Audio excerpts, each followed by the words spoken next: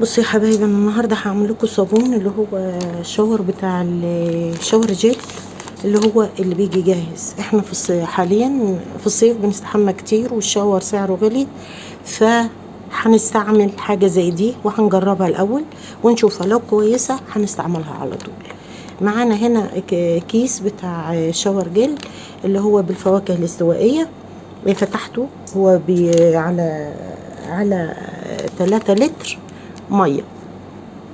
احنا هنجربه في 2 لتر الاول ونشوف السمك بتاعه والتقل بتاعه، وبعدين لو ايه حب تاني نسيبه احسن تقيل. يعني اعملوه خليها على 2 لتر او 2.5. اوكي.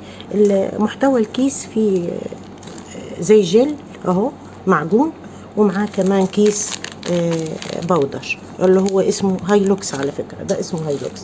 هنفتح ده هو بالمقص كده اهو. هنفضي المحتوى بتاع الكيس كده اهو، نضفوه كويس. اوكي. وهنضيف عليه ايه، انا شفت الطريقه طبعا مكتوبه على الكيس من بره، فطريقته سهله مش مكلفه. هنضيف البودر على المعجون ونقلب شويه شويه اهو، بس كده. وهنقلبوه كله ونمزجوه كله مع بعض لغايه ما يختفي. هو عامل زي السكر الناعم، هنخفيه خالص. وبعدين نضيف ايه الميه حبه بحبه، حبه بحبه، شويه شويه. انا معبيه هنا ازازه ميه 2 لتر اللي هي بتاعه الحاجه الساعه. هنضيف حبه حبه لغايه ما نشوف هيوصل معانا لايه، حبه حبه، عشان ما يخرسش معانا.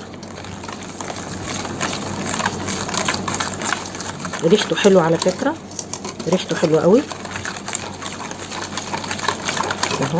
هنفضل نقلب نقلب نقلب نقلب، وهوريكم النتيجه بعد ما نخلص الكميه. كل ما تقلبي كل ما يتقل معاكي، كل ما تقلبي كل ما يتقل. افضلي قلبي قلبي قلبي. لو انت ما عندكش مضرب ممكن تشتغلي بالهاند بلندر، بالهاند بلندر اللي هو الكهرباء، او بمعلقه، اي حاجه، مضرب سلك، اي حاجه.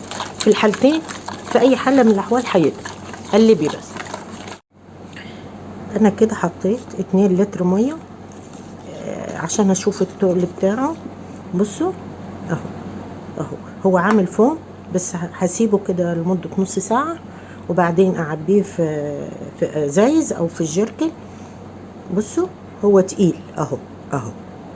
بصوا يا حبايب اهو، حلو قوي، حلو قوي قوي. وممكن يتقل تاني، وممكن نزوده حبة مية كمان شوية، نص لتر تاني اهو.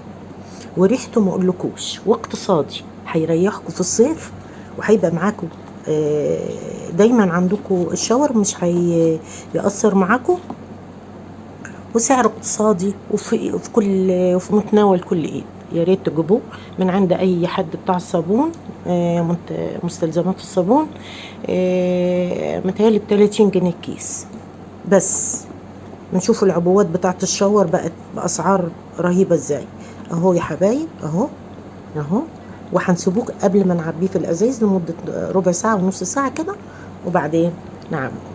وده كان معاكم النهاردة، عملنا الشاور بتاع الحمام.